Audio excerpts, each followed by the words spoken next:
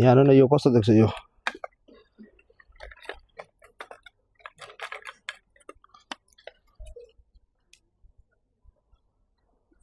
राजेश बल देख्छ नि एकदम सिधो हैन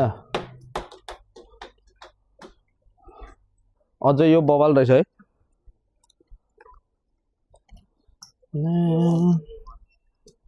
कस्तो बवाल रहेछ नि यो अझ हैन कस्तो छ